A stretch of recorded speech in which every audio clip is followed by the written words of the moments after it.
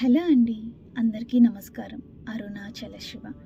అలా 3 సంవత్సరాల వయస్సు నుంచి రుక్కు గారు ఇక్కడే అరుణాచలంలో ఉండేవారు. ఎన్నో వేడుకల్లో ఆ అరుణాచల శివయ్యను, అపితకుచాలాంబ అమ్మవార్లని తన భుజస్కంధాలపైన ఎక్కించుకొని మాడవీధులలో ఊరేగింపుకు వెళ్ళేవారు. రుక్కు గారు ఆలయంలో ఉన్నప్పుడు మనం చెప్పుకున్న మండపంలో ఉండేవారండి. కానీ ఇప్పుడు లేరు. సుమారు ఒక 6-7 ఇయర్స్ బ్యాక్ కాలమయ్యారు. ఆ పార్వతీ పరమేశ్వరుల ఒడిలో హాయిగా పడుకొని ఉన్నారు. ఎప్పుడు విభూది రేఖలు పెట్టుకొని పెద్ద శివగణంలాగా హ్యాపీగా ఆలయంలోకి వచ్చేసి అక్కడే ఉండేది. ఒకసారి రుక్కుకి ఆరోగ్యం బాగాలేక 2 రోజుల నుండి షెడ్లో పడుకొని ఉంది అండి. ఆ రోజు పార్వతీ పరమేశ్వరులని ఊరేగింపుకు తీసుకొని వెళ్ళే తిథి వచ్చింది.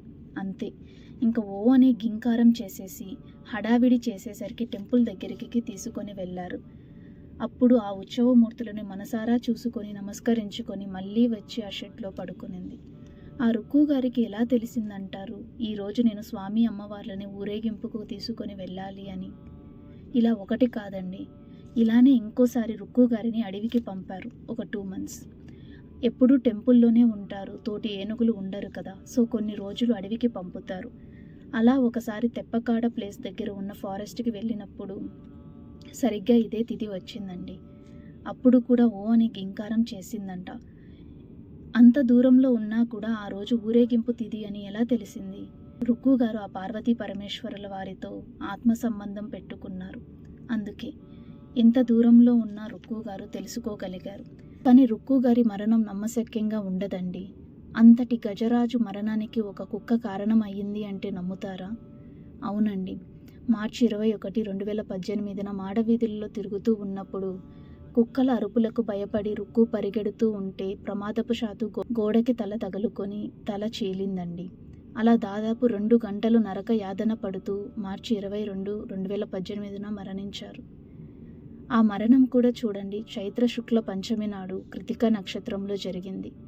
సుమారు 27 సంవత్సరాలు రుక్కు గారు అరుణాచలేశ్వరులకి అంకితం అయిపోయింది అని ఏమో గొప్పగా కపాల భేదన మరణాన్ని ప్రసాదించారు. ఆ అంత్యక్రియలు కూడా గొప్పగా రారాజుకు జరిగినట్లుగా జరిగాయంటండి. వేలల్లో జనాభా వచ్చి కన్నీరు మున్నీరు అయ్యారంట. అంతగా రుక్కు గారు వాళ్ళల్లో ఇమిడిపోయారు. రుక్కు గారి స్థితి వేరండి. అందుకే ఆ అరుణాచల ఆలయంలో చోటు దక్కించుకున్నారు. అమ్మన్ గోపురం అంటే నార్త్ గోపురం దగ్గర బయట రుక్కు గారి సమాధి ఉంటుందండి. మనసారా నమస్కరించుకోండి. ఎందుకంటే 27 సంవత్సరాలు ఆ అరుణాచలేశ్వరుల వారికి సేవ చేసుకుని ఆ శివపార్వతులను తన పైన ఎక్కించుకున్న భాగ్యం మనకు దక్కుతుందా? ఎంతటి పుణ్యజీవో కదా. అడవికి ఎంత రారాజు అయినా ఆ అరుణాచలేశ్వరుల సన్నిధిలో ఒదిగిపోయింది.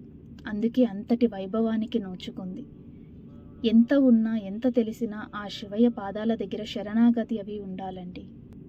ఓం శ్రీ అపితకుచాలాంబ సమేత అరుణాచలేశ్వరాయ నమః.